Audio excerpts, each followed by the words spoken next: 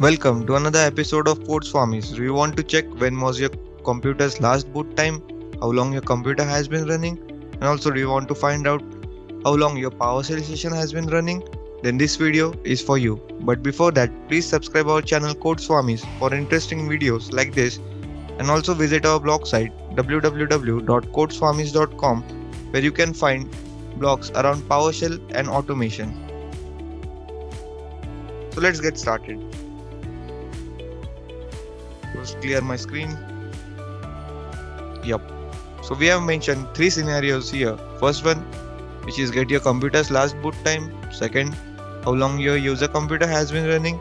And last one, like how long has your PowerShell session been running. So we'll go to them step by step. First one, we'll check our last boot up time. So if we execute this line of code,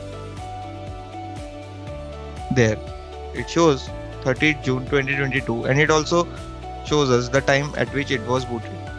So yeah.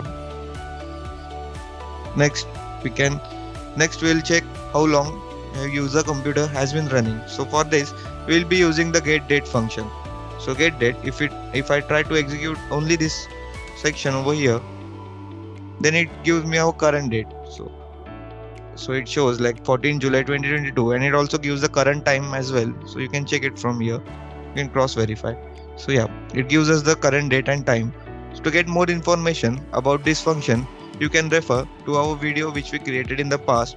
We'll mention the link to that video in the description. So please do watch that video to get more details about this getDate function.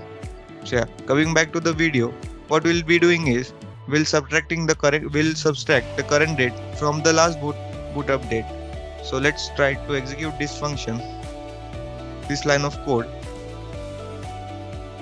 There it shows like the computer has been running since 14 days, 5 hours, 49 minutes, 41 seconds, and you can see all the details over here. So isn't it a cool way to check how long the computer has been running? Yep.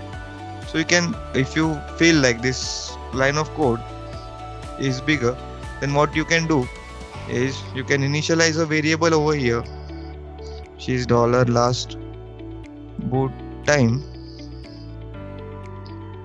You can take its output, comment up this line,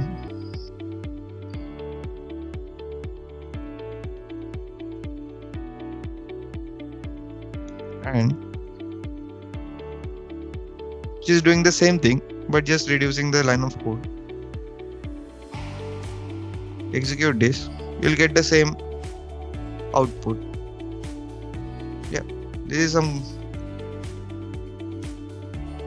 shortcuts, or you can see tips working around PowerShell. So yeah, this has been the second scenario where you find out how long your user computer has been running. Now let's go to the third scenario where we will find out how long your PowerShell session has been running. So in this, we'll be using the getDate function to get the current date and time, and we'll be subtracting it from the current from the process start time, which process PowerShell ISE.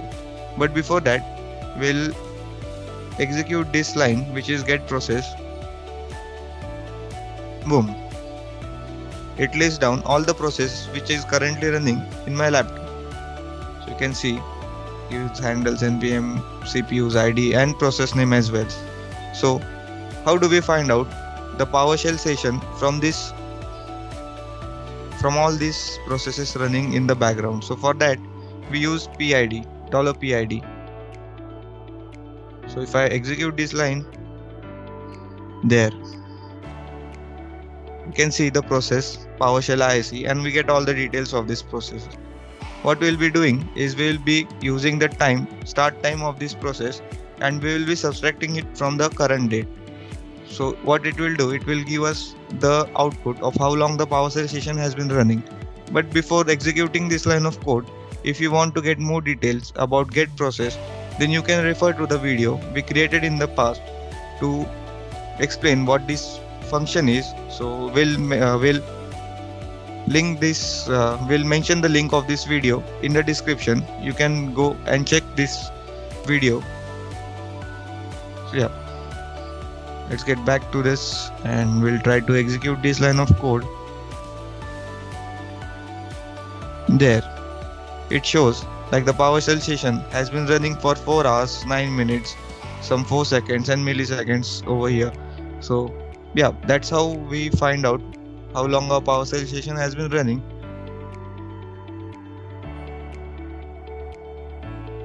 Let me clear my screen. Okay. So yeah, let's summarize what we learned in this video. First, we check the last boot up time.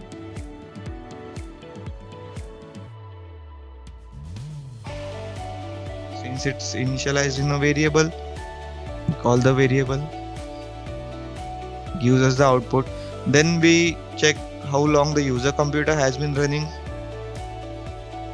And finally, we checked how long our PowerShell session has been running,